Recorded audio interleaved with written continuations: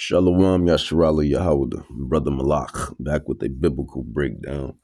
This one is dubbed entitled These Fools, because that's what they are, fools. Fools. Fools. Fools. Believe that we are within our, or under the new covenant. These fools believe we're under the new covenant.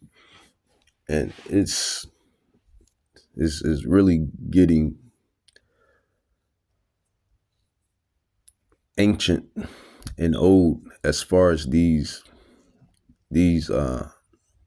doctrines, these new doctrines that these brothers are coming up with. Just stick to the script, stick to what was written in the scrolls. It's that simple.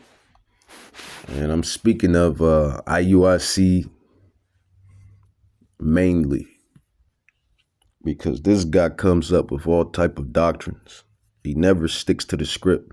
And this would be my first rebuke, because I usually don't even rebuke, fellow brothers or fellow sisters for that matter. But it's like these guys come up with all type of rhetoric every day. I'm gonna show you that we're between the new and the old covenant. We're transitioning. Let's use that. And you can say, and that's exactly what it is. We're in the midst, if you will, so to speak. We're in the midst, or in transition of being anointed with the new covenant. And everything is in the Old Testament, the Old Testament OT. I wouldn't say everything, but to really get a full comprehension on things in the Apocrypha and in the New Testament, the Old Testament, the past, the history is very excellent within that. And it's just ridiculous, man. These new doctrines, every day there's a new doctrine. Prophet Jeremiah, chapter 31, verse 31, it says, "Behold, the days come, said Yahweh, that I will make a new covenant with the house of Israel and with the house of Judah." The house of Israel and the house of Judah consist of you so-called Negroes, Latinos, and Native Indians, and those dispersed amongst the heathen that look like the heathen nations. Your fathers that go back to the royal, regal Israelites. You are a descendant of an Israelite, if that scenario fits you. Jeremiah 31, verse 32, it says, "Not according to the covenant that I made with their fathers in the day that I took them by the hand to bring them out of the land of Egypt, which my covenant they broke, although I was a husband unto them, said the Lord." And he's going into the covenant, and which he gave Moses. Moses went up on the mountain by a cloud, by a UFO, by a chariot, 40 days, 40 nights. Getting the iCloud, the download, the commandments. And the Israelites, our ancestors, we broke those covenants. It says, "But this shall be the covenant that I will make with the house of Israel. After those days, said the Lord, I will put my law in their inward parts and write it in their hearts. And I will be their God, and they shall be my people." The only way we can get the laws put in our inward parts is by the way of perfection. See, this is how you know these guys that come up with these doctrines, they're not really as deep in the word as they think they are. Because this is milk. This is milk. This is not even meat. This is milk. This is milk information, man. This is milk. This is not even meat. 1 Corinthians 15. 1 Corinthians 15,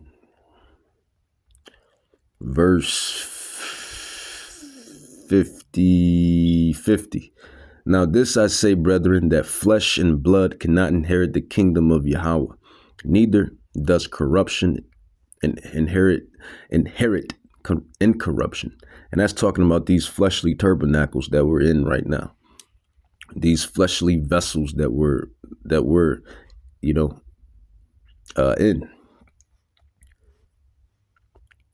Going back to Jeremiah chapter 31, verse 33, it says, but this shall be the covenant that I will make with the house of Israel. And after those days, said the Lord, I will put my laws in their inward parts. The only way that's going to be possible is by the way of putting off this incorruption, this fleshly tabernacle. This is why the future prophecy proceeds. Verse 51, 1 Corinthians 15, verse 51. Behold, I show you a mystery. See, that's the problem. These guys don't know the mysteries. They're not giving them the mysteries, because more than likely they're more than likely not of the elect. Only the elect gets it. Only the elect comprehends what's at play, what's at stake, and what's to come. Because let's grab a precept for that.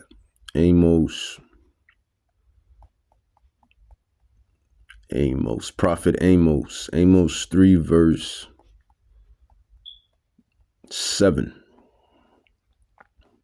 Surely the Lord, or Yahweh, Slach. It says, surely Yahweh will do nothing, but he reveals his secrets unto the servants, the prophets.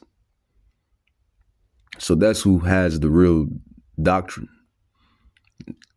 That is, these are the souls that understand the mysteries of heaven. 1 Corinthians 15:51. Behold, I show you a mystery. We shall not all sleep. That sleep means die, death. But we shall all be changed.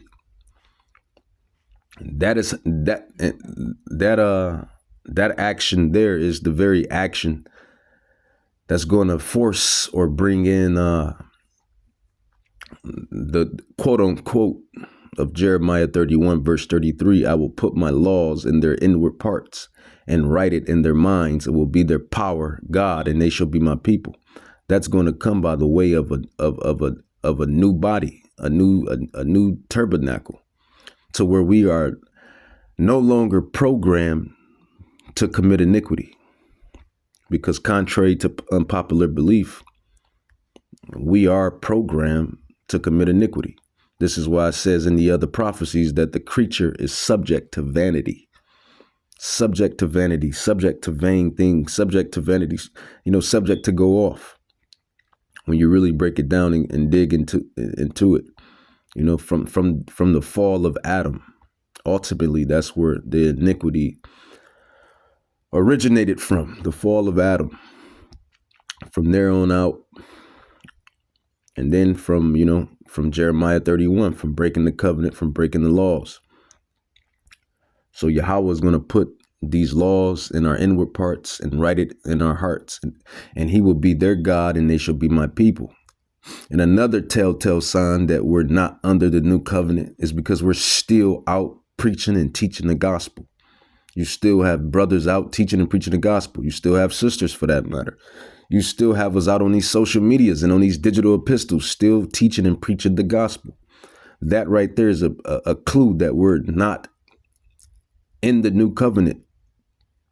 We're not solely anointed with the new covenant. It says Jeremiah 31:34, it says, and they shall teach no man, or salach, and they shall teach no more every man his neighbor and every man his brother, saying, know the Lord, for they shall all know me, from the least of them to the greatest of them, said the Lord, for I will forgive their iniquities and I will remember their sins no more. It's right there in the book. It's right there.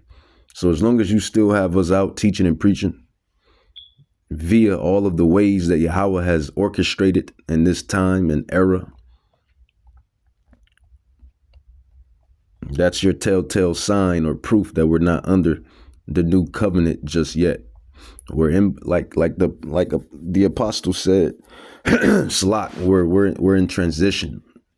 We're transitioning into the new covenant.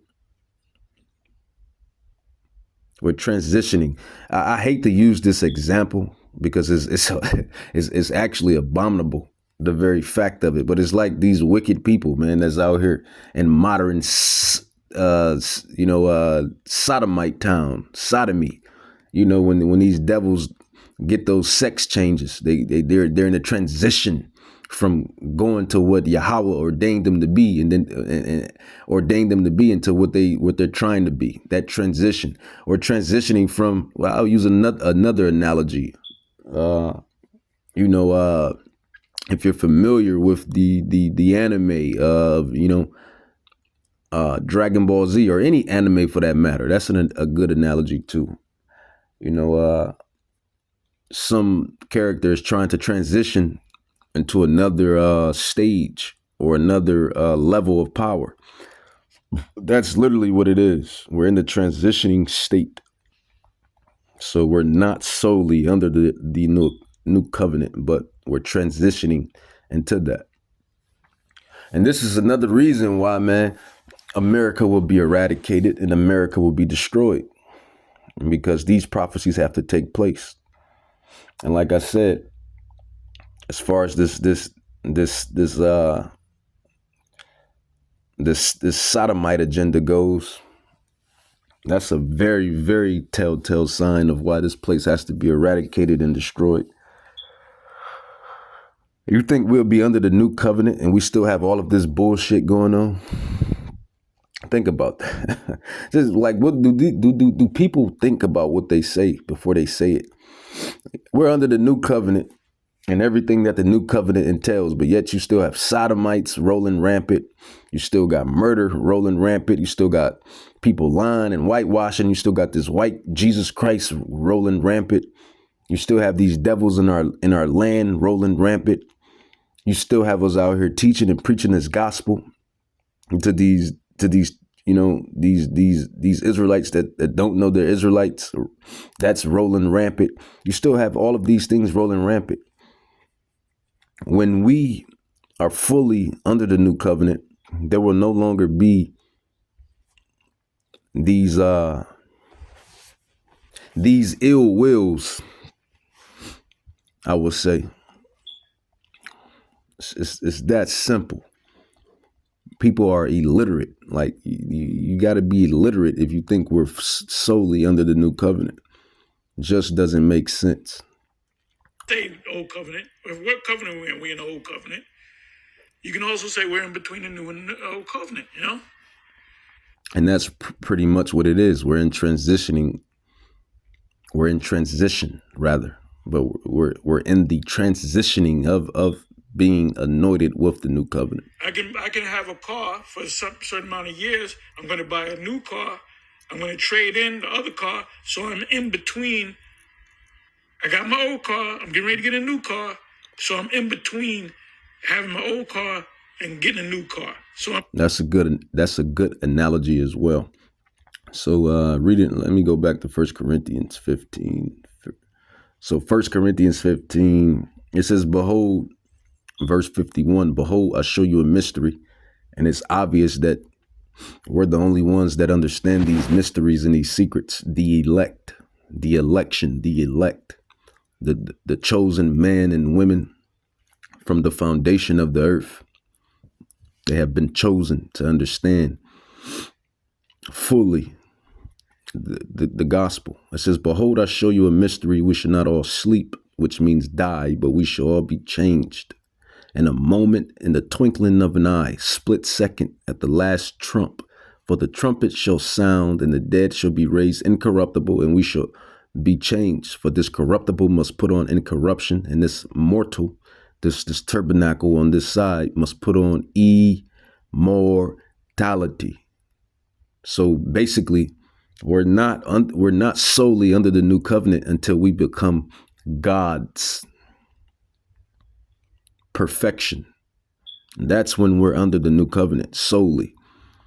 So when this corruptible shall have put on incorruption, and this mortal shall have put on immortality, then shall be brought to pass the saying that is written, death is swallowed up in victory. O death, where's your sting? O grave, where's your victory? That's when we're solely anointed with the new covenant, until that change happened, until we get beamed up in those chariots. And then we're back in our, in our promised land, which is our land, which is Israel, which is Jerusalem. Once those devils get up out of our land, then you'll come to realize that, we're solely under the new covenant. This is the new covenant. This is what was written. Let's grab another witness. 2 or 3 in my name, there I am in the midst. Roughly paraphrased. 2 or 3 gathered, there I am in the midst.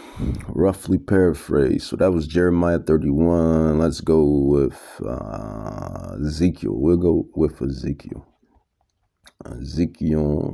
Prophet Ezekiel 35. Where's 35? Prophet Ezekiel 35. Oh, is it 26? Is it 26, 36? 26, 36. What is that? 36.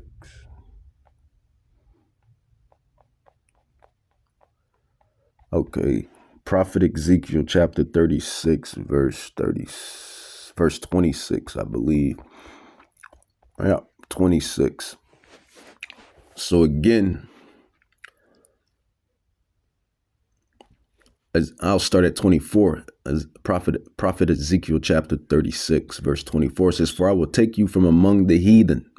So right now we're in the midst of all these Gentile nations, these heathen nations.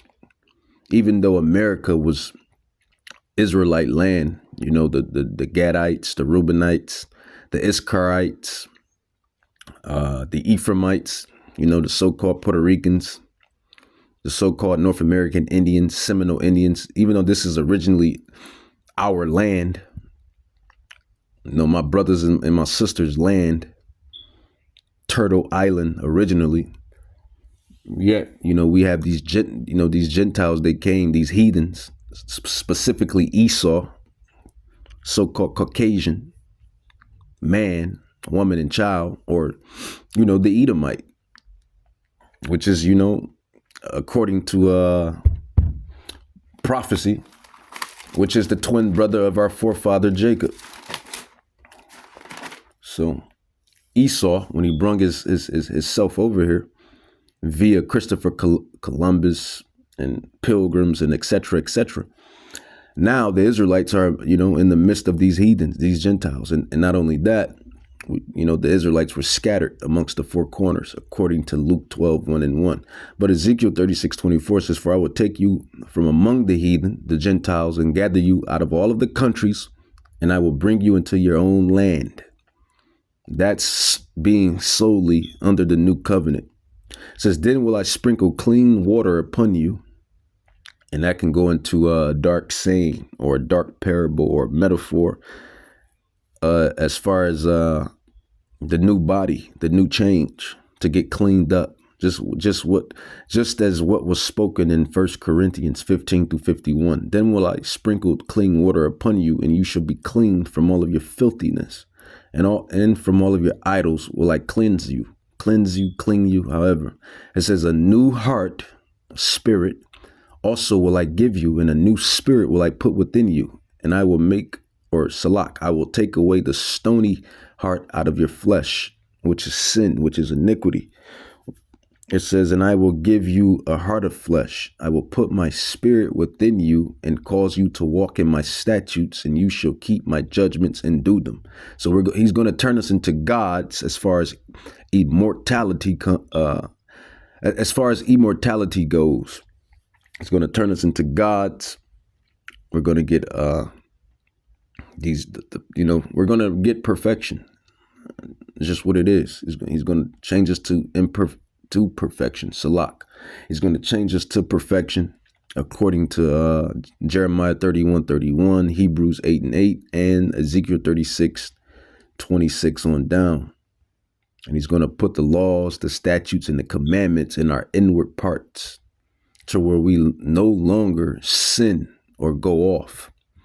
To where we no longer sin and go off. That's the whole plight of the new covenant. That's really the main plight of the new covenant, to where we no longer sin, commit iniquity. So that's the new covenant.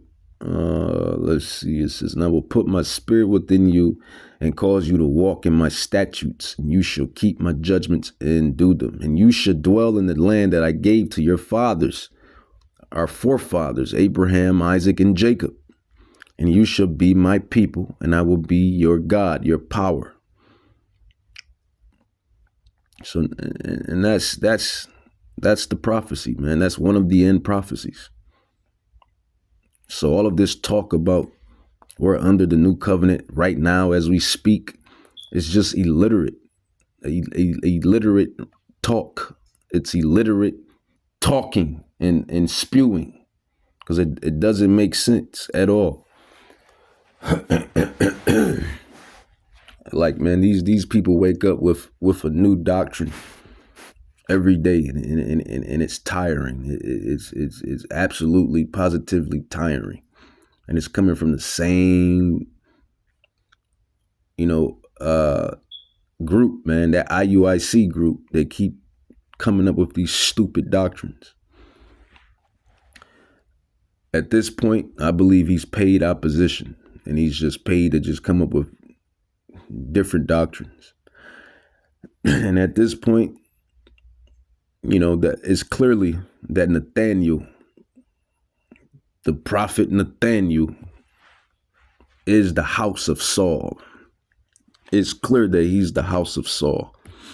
Prophet Nathaniel and IUIC, they're the house of Saul. They are the house of Saul.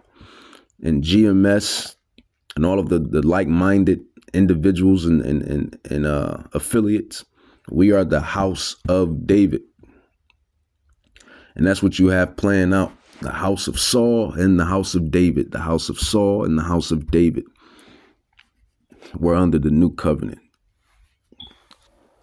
Fools, man, fools. With that, I want to say, Call Halam La Yahweh, Bahashim Yahweh Shai, Bahashim Rakak Kadash, Barakata Yahweh, the water Yahweh Shai.